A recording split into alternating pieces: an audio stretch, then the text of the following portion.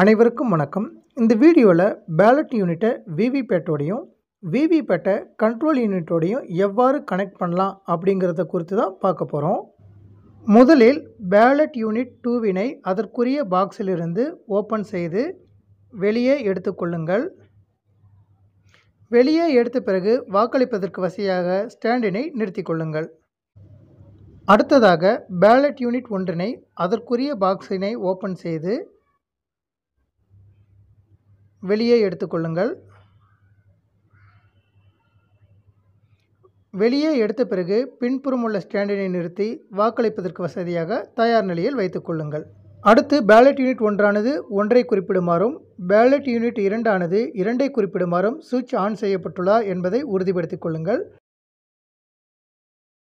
உறுதிப்படுத்திக் கொண்ட பிறகு பேலட் யூனிட் 1உடன் பேலட் யூனிட் 2னை இணைப்பதற்கு பேலட் யூனிட்டின் பின்புறம் உள்ள மேற்புற மூடியை ஓப்பன் செய்து கொள்ளுங்கள்.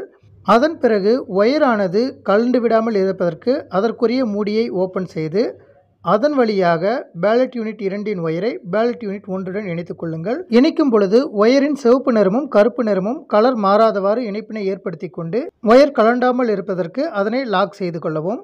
லாக் செய்த பிறகு பேலட் யூனிட்டின் பின்புறம் உள்ள மேற்புற மூடியை மூடிக்கொள்ளவும். மூடிய பிறகு அதற்குரிய பொசிஷனில் பேலட் யூனிட் 1னை வைத்து விடவும். அடுத்ததாக பேலட் யூனிட் 1னை விவிபேட்டுடன் இணைப்பதற்கு முன்பாக விவிபேட்டனை பின்புறமாக திருப்பி அதில் ஹரிசாண்டல் பொசிஷனில் இருக்கும் சுவிட்சினை வெர்டிக்கல் பொசிஷனுக்கு ஆன் செய்து விடவும். ஆன் செய்த பிறகு கீழே பேட்டரி பொருத்தப்பட்டுள்ளதா என்பதை பார்த்து கொள்ளுங்கள். அதை உறுதி செய்த பிறகு அதன் மேற்புற மூடியை ஓப்பன் செய்து கொள்ளவும்.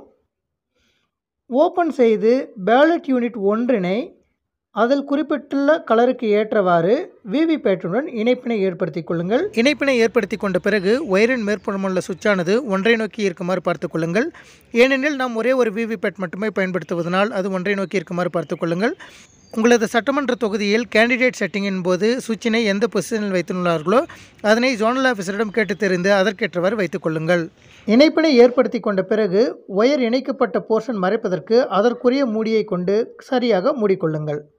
மூடிய பிறகு விவிபேட்டின் மேற்புற சுவிட்சானது வெர்டிக்கல் பொசிஷனில் சரியாக உள்ளதா என்பதை உறுதிப்படுத்தி கொண்டு விவிபேட்டனை அதற்குரிய பொசிஷனில் வைத்துவிடவும். அடுத்ததாக விவிபேட்டனை கண்ட்ரோல் யூனிட்டுடன் இணைப்பதற்கு கண்ட்ரோல் யூனிட்டை அதற்குரிய பாக்ஸிலிருந்து வெளியே எடுத்துக்கொள்ளவும். வெளியே எடுத்துக்கொண்ட பிறகு அதன் மேற்புற மூடியை ஓப்பன் செய்து விவிபேட்டிலிருந்து வரும் ஒயரை கலர் வண்ணம் மாறாதவாறு இணைப்பினை ஏற்படுத்தி கொள்ளுங்கள்.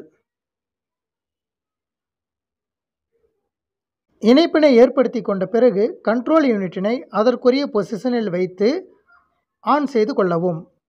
நீங்கள் ஆன் செய்தவுடன் விவிபேட்டில் 7 துண்டு சீட்டுகள் கட்டாகி விழும். அது ballot unit VVPAT control unit எந்தவித ப்ராப்ளமும் இன்றி சரியான முறையில் இணைக்கப்பட்டு இருக்கிறது என்ற விவரங்களை வெளிக்காட்டும். அதன் பிறகு கண்ட்ரோல் யூனிட்டின் டிஸ்பிளே செக்ஷனில் செல்ஃப் செக் ப்ராசஸ் என்று வரும். அதன் பிறகு டேட் டைம் போன்ற விவரங்கள் காட்டும். அடுத்ததாக கண்ட்ரோல் யூனிட்டின் சீரியல் நம்பர் காட்டப்படும். இதில் காட்டப்படும் சீரியல் நம்பரும் கண்ட்ரோல் யூனிட்டில் மேற்புறமுள்ள சீரியல் நம்பரும் சரியாக உள்ளதா என்பதை உறுதிப்படுத்திக் கொள்ளுங்கள். அதன் பிறகு மொத்த வேட்பாளரின் எண்ணிக்கையினை காட்டும். இதில் உள்ள வேட்பாளரின் எண்ணிக்கையும் பேலட் யூனிட்டில் உள்ள வேட்பாளரின் எண்ணிக்கையும் சரியாக உள்ளதா என்பதை உறுதிப்படுத்திக் கொள்ளுங்கள். அதன் பிறகு கண்ட்ரோல் யூனிட்டின் பர்சன்டேஜ் ஆனது காட்டப்படும். அது காட்டி முடித்த பிறகு கண்ட்ரோல் யூனிட்டுடன் இணைக்கப்பட்டுள்ள யூனிட் விவரங்கள் காட்டும். அதில் ballot unit 1, ballot unit 2, VVPAT 1, இணைக்கப்பட்ட பேலட் யூனிட் விவிபேட் சரியான முறையில் இணைக்கப்பட்டுள்ளதா என்ற டெஸ்டிங் ப்ராசஸ் காட்டும். இவ்வாறு எளிமையான முறையில் பேலட் யூனிட் 2னை பேலட் யூனிட் 1உடனும் பேலட் யூனிட் 1னை விவிபேட்டுடனும் விவிபேட்டனை கண்ட்ரோல் யூனிட்டுடனும் இணைப்பினை ஏற்படுத்தி கொள்ளலாம். நன்றி.